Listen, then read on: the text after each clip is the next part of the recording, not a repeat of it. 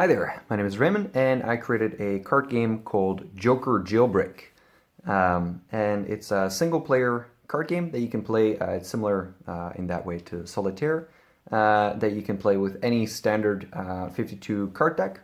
And I am pretty excited about it. I was going to call it Jail Joker, but that's a bit of a word jumble. So thanks to my sister for coming up with Joker Jailbreak. Let me just quickly clean this up so that I can explain to you how to set the stage, create the prison for our little Joker. So quick notes, I was inspired to make this by Great Cannon, a game made by Tom Francis, which is also a game with the constraints of being a single-player played game, where you can play it with just the normal set of 52 playing cards. So all you have to do, all you have to separate from the card deck in the beginning is the Joker. If your card deck doesn't have a Joker, you can place anything there, make a little nice drawing. Then, after placing the Joker, you create the walls around the Joker. These are the 4 adjacent spaces to the Joker, and they will be 6 cards thick initially. So now we're at 4, 5, 6. I know this is slightly out of view. I'll adjust that in a second. So these are the walls, and then you also have the corners. They are a bit less thick. They are just 2 cards in the beginning. After that, you place an open card on every wall and every corner. So I just wanted to lay it out like this initially to show you that at any point you can see how thick, you're allowed to look at how thick a wall is. That's really fine.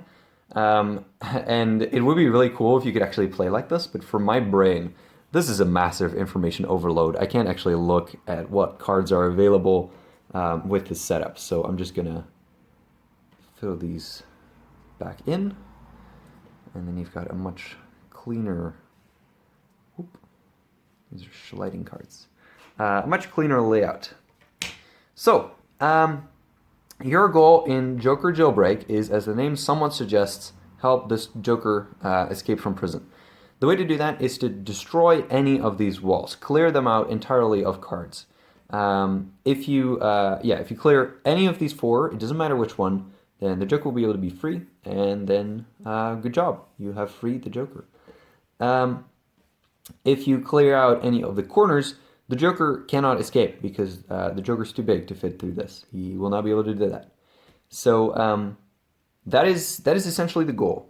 How do you get rid of cards is luckily not that, actually a pretty simple process. You play red cards against black cards of the exact same value. So this is the easiest one. Just a black 4 against a red 4. That's the easiest way you can play a black card against a red card. However, you can also do something like, let me quickly explain. The Jack is 11 points, the Queen is 12 points, the King is 13 points, and the Ace counts as a single point. So over here I could play this 4 and this 7 as 11 for the black cards. And then the Jack also counts as 11 for the red cards, so you can play these against each other. And I think that's the best move for now. So I'm just going to do that. And then these go on the discard pile, and you can grab the next ones. So I'm just going to play through this a little bit. I will explain a little bit of my train of thought as I go through it. So, as I said, your goal is to break through these walls. So if anything is just going to take cards away from these walls, that's perfect. That's probably the best move you can make. There's often a couple of different ones you can try out, but in this case, I think this is the best one. I'm starting to get immediately already getting quite low on the black cards, so I hope that I'll get some back. That's all right. Okay, so next up, I could do the 6, the 4, so the red 10 versus the black 10. The only problem with that is that these are 2 corners. And as I said, your goal is to get rid of the walls, but even though you freely use the corners, there's a slight problem with there's not that many of them. And if you go through them, then you have one less option. You reduce your options and you make it less likely for you to actually complete the deck. So if there's a way that I can avoid having to sacrifice basically 2 corners for just 1 wall, that would be fantastic. So this is, I don't think I'm going to be able to do it just because I don't have that many different kinds of black cards. My options are 9, 10, or 19. Which, now that I think about it, I can make that with this. So I've got the black king, which is 13. I've got the 6, which is red. And then I've got the 10 and the 9. So these are 19 against 19.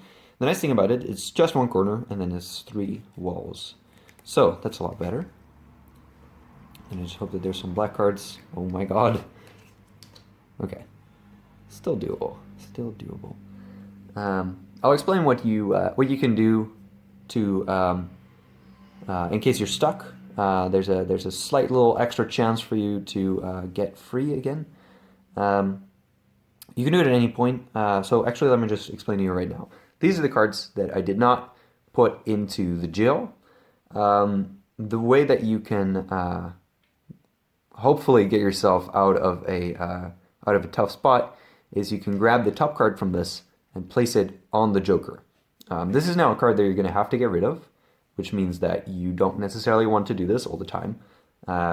But this may get you out of a tough spot. So in this particular situation, it looks like it's pretty good because this allows me to mess around with... I have an extra black card, which allows me to mess around with getting rid of some of the red cards, hopefully maybe getting a more balanced set. So this is 13, 13. I can turn that into 20 or 20 or 16. 16 good. Oh, this is actually a really good one. So this is a really good one. So I've got 15, 16, and 16. So if I wouldn't have been able to use the king, then the king would, stay there. And if I broke out any of these walls, I would still have to get rid of the king. So that's why this is not an option you want to just use whenever you feel like it. You have to think about it a little bit. If you are using this option, then you can only have 3 cards on the Joker at any given point. You can't place a 4th card. If you're then really still stuck, then you lose the match. So, all right, what have we got now? I've got 11. 11 works, but it's not great. I've got a king. Can I do something really nice with that king? I don't really think so. No, I can. 17 and 17. 17 versus 17. And it is mostly wall. All right, you see that this corner is almost done. This corner is giving in, slowly crumbling down to pieces.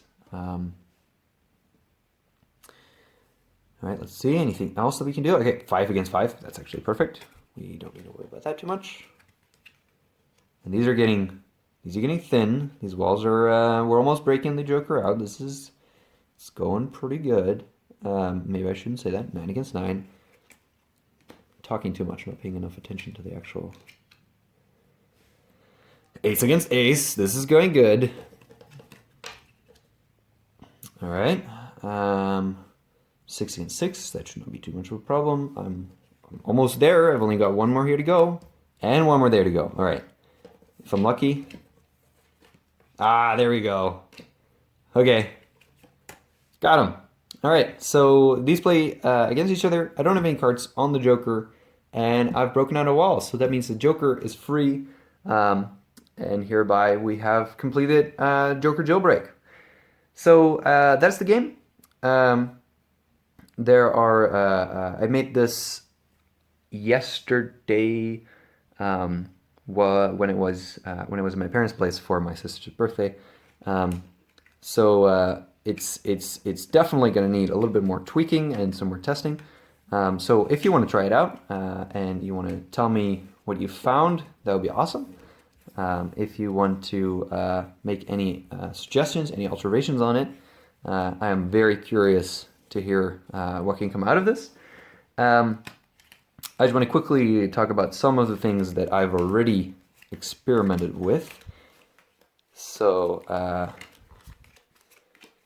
3, 3, 4, 4, 4, 4, 5, 5, 5, 5, 6, 6, 6, 6.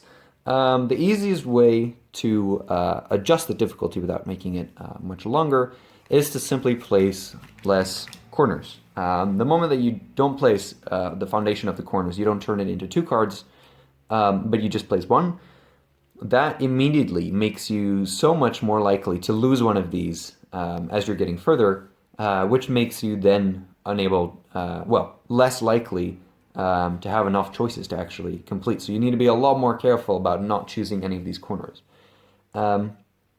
Obviously, if you want to make it easier, just add more corners. So that is a good way to scale the difficulty. You can also, if you want to make it take a little bit longer, add some more to the foundation of the walls. The downside of that is you got to make sure that you don't that the leftover cards that you have, the remainder, it still needs to be good enough just in case you need it for the middle option for placing cards on the Joker. So it wouldn't go beyond a foundation of 7 cards for the walls. Yeah, so if you like it, let me know. Please check out Roofcat Games. That's Roofcat with a K on Twitter. And yeah, just tweet at me what your experience with it was. I'd be very, very curious to hear it.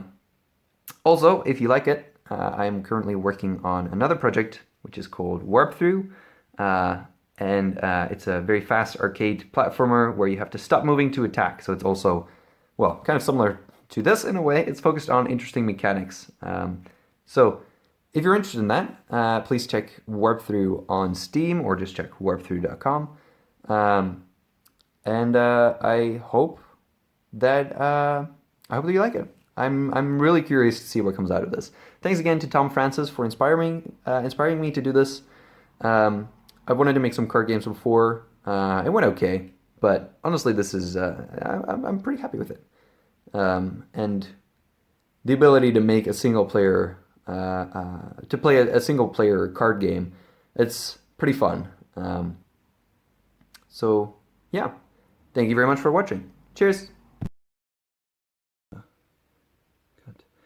9 over there. I mean, these I could very easily play these against each other, but that's just one wall in a corner. Hi, kitty. Please don't destroy the board. 5 against each other, same story. I don't think it really matters to... Oh god. Hi, buddy. Alright. Aww. I don't think I can still save this.